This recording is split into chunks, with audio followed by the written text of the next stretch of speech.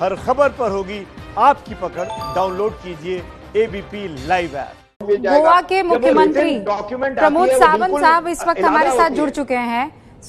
सीधा उनका रुख करते हैं। सावंत जी, बहुत बहुत स्वागत है आपका एबीपी न्यूज पर। We are happy to have you. 20 lakh crore के पैकेज का ऐलान, आपका पहला रिएक्शन क्या है? क्योंकि अभी मेरे साथ जो एक सीईओ थे वो ये कह रहे थे कि कई जगह पर बेहतर तरीके से इसका उपयोग हो रहा है, लेकिन कई जगह जो उम्मीद थी उससे बहुत कम, जैसे गरीबों के खातों में पैसा। प्रधानमंत्री नरेंद्र मोदी जी का 20 लाख करोड़ के पैकेज के लिए उनका धन्यवाद करता हूं। गोवा के लोगों की तरफ से स्वागत करता हूं। माननीय वित्त मंत्री निर्मला सीतारमण ने आज के प्रेस कॉन्फ्रेंस में ढेर सारे सभी इन डिटेल्स में एमएसएमई किस तरह से फायदा होगा, कंस्ट्रक्शन में किस तरह से होगा, सभी सेक्टर्स में इस तरह का किस तरह से हम यूज करेंगे, इस 20 लाख करोड़ का पैकेज का किन किन लोगों को किन किन सेक्टर में फायदा होगा, इन डिटेल में दिया है। उनका मैं स्वागत करता हूं और मैं सही में कहता हूं कि फिर से एक बार इकोनॉमिक बूस्ट देने के लिए उनका देश में और राज्य में ढेर सारा फायदा हो जाएगा। विपक्ष की तरफ से ये कहा जा रहा है कि ये पैकेज नहीं है, ये पैकेजिंग है। विपक्ष तो कहने के लिए कुछ भी कहेंगे, क्योंकि उनको तो देखने के लिए सब कुछ उसी तरह से दिखता है। मुझे लगता है इन डिटेल में गए तो हमें जो हर चीज के लिए उसका फायदा जो है, हर लोगों के लिए उसका फायदा दिखेगा। और फिर से एक बार जो हम बोलते हैं कि इकोनॉमिक रिवाइव होनी चाहिए हर सेक्टर में, वो इकोनॉमिक रिवाइव हो सकती है। प्रमोद सावंत जी, कई ऐसे लोग हैं जो ये सवाल जानना चाहते हैं कि जो 20 लाख करोड़ के पैकेज का ऐलान किया है प्रधानमंत्री नरेंद्र मोदी ने, इसका भार किस पर पड़ने वाला है? आपके 20 लाख करोड़ का मुझे लगता है कि इस बार राहत की जरूरत है।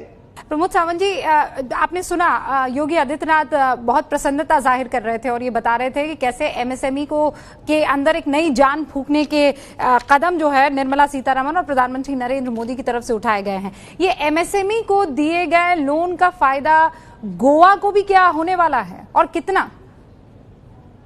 जी हाँ, बिल्कुल। एमएसएमई सेक्टर का जो लोन का फायदा गोवा में भी बहुत बड़ी मात्रा से होने वाला है। इसलिए इससे पहले भी हमने state level committee, banking committee की तो मीटिंग ले चुके हैं और इसी के बारे में एमएसएमई सेक्टर में ढेर सारे लोग काम करते हैं, ढेर सारे एमएसएमई सेक्टर्स में जो इंडस्ट्रीज है, इन सभी लोगों को, और जो स्पेशली जो एमएसएमई का डेफिनेशन इस बार चेंज करके उनकी जो उसके डेफिनेशन में चेंज करके उनके जो इन्वेस्टमेंट और उनका टर्नओवर इसमें जो चेंज किया, इसकी राहत ज्यादा करके ज्यादा इंडस्ट्री को मिल सकती है।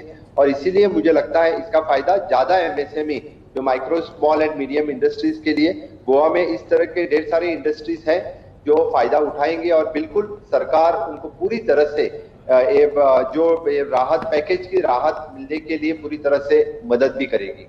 प्रमोद जी, आप ये कह रहे हैं कि ये आपको बहुत बड़े लेवल पर मदद कर सकता है, लेकिन राजस्थान के जो मुख्यमंत्री अशोक गहलोत हमारे साथ आपसे कुछ देर पहले जुड़े थे, उन्होंने ये कहा कि एमएसएमई हमेशा लोन वापस देने में कतराया है, कहीं ना कहीं दिक्कतें आई है बैंक और एमएसएमई के रिश्ते में, और ऐसे में जब आप बगैर गारंटी के लोन देने के लिए बैंकों को कहेंगे तो एक बड़े लेवल की इनसिक्योरिटी बैंकों में आएगी। आप कैसे उनको समझा पाएंगे?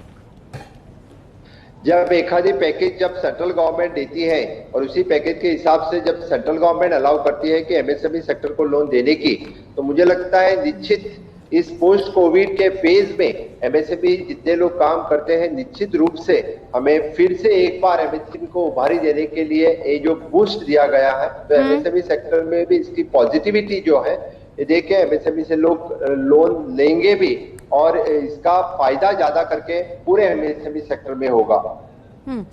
Pramod ji, Goa is known for tourism.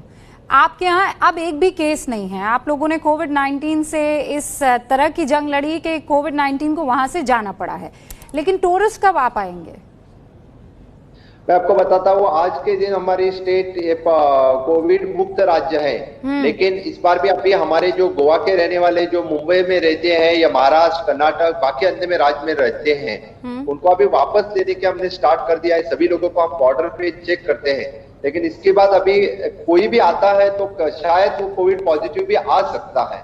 इसलिए हमें डर इस बात का है कि किसी अन्य राज्य से कोई यहाँ के वापस से पॉजिटिव आके यहाँ से पॉजिटिव केसेस बढ़ भी सकती है। इसलिए इस वक्त टूरिस्ट की बात करना ठीक नहीं रहेगी, क्योंकि जब तक हम कोविड देश में एटलीस्ट कोविड का कंट्रोल होना जरूरी है, और तब तक हम मुझे लगता है इसी के बाद में हम टूरिज्म के बारे में बात करेंगे जरूर।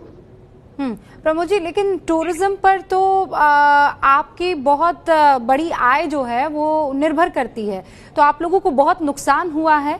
क्या आप इस पैकेज का बेसब्री से इंतजार कर रहे थे जैसे बाकी तमाम राज्य कर रहे थे? जी हाँ, बिल्कुल। जैसे कि आपने बताया कि Goa is always known for the tourist, और माइनिंग के बाद माइनिंग, टूरिज्म और इंडस्ट्रियल सेक्टर, इसी तरह से गोवा की इकोनॉमी हमेशा रही है। और टूरिज्म में ढेर सारे लोगों का हॉस्पिटैलिटी बिजनेस है, और इसी के हम आज जिस पैकेज के माध्यम से इनको टूरिज्म लाइन में भी ढेर सारी मदद हो सकती है। क्या आपको लगता है कि अलग अलग राज्यों को भी इस तरीके से इस पैकेज में आवंटन होगा इस पैकेज का, कि अलग अलग राज्यों को भी दिया जाएगा? क्योंकि कई ऐसे राज्य हैं जो इस बात की उम्मीद में बैठे हुए हैं, क्योंकि अभी 2 दिन और है। निर्मला सीतारामन किस तरीके से पैकेज को डिस्ट्रीब्यूट करती है उस पर हर किसी की नजर है। अभी मुझे लगता है अभी प्रेस कॉन्फ्रेंस हो गई है, उनके हाइलाइट्स पॉइंट्स तो अभी मिले हैं, उनके थोड़ा सा डिटेल में जाना पड़ेगा, उसकी स्टडी करना पड़ेगा। उसके बाद में ये तो नहीं हो सकता है कि इस राज्य के लिए इतना package they, that is not so. मुझे लगता है जो एमएसएमई हो या बाकी सेक्टर्स हो, जो इस तरह से इस पैकेज का फायदा उठाएंगे, उस तरह से उस राज्य को उसका फायदा मिलेगा, as far as at present my knowledge. Okay, thank you Pramod ji हमसे बातचीत करने के लिए। तो प्रमोद सावंत यहाँ गोवा के मुख्यमंत्री ये बता रहे हैं कि हाँ, टूरिज्म को लेकर हमें बड़ा नुकसान हुआ है, लेकिन हम कोविड-19 को हल्के में नहीं ले सकते हैं, और इसीलिए टूरिज्म पर बात भी इस वक्त करना ठीक नहीं है।